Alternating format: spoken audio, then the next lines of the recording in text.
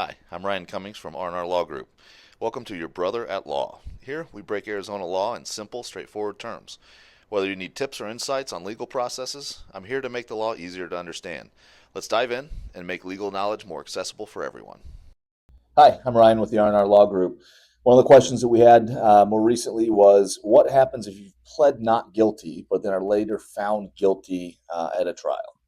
So, generally speaking, uh, you should not get something worse than what a plea agreement was, or generally the mandatory minimums, just depending upon what the case is. A lot of it depends on case by case circumstances, but let's use a DUI, for example. Okay, so if you plead not guilty to a DUI, you go to trial and are later found guilty by a jury to that DUI. Well, generally speaking, if this is your first time in the system, you should still get the mandatory minimums, which, depending upon the level of DUI, 10 days jail, 9 days suspended. That's kind of the middle of the road type of thing that would happen. That's the mandatory minimum for the lowest level DUI.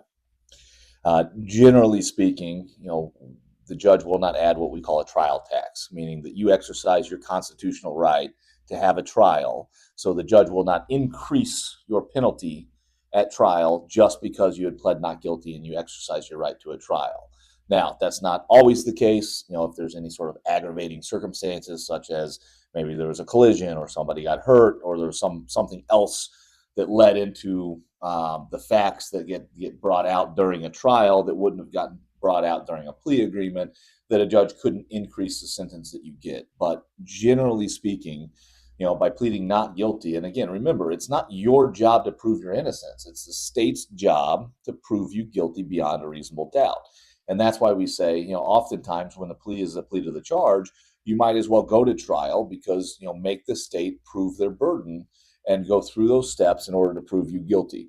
So it's perfectly acceptable to plead not guilty throughout the entire process, go to trial, and if you're found guilty, then most of the time, the likely consequences are going to be the exact same as what you would have had in that plea agreement that you would have gotten. So if you have questions about that, give our office a call and we can walk through that with you. Thanks for joining us today.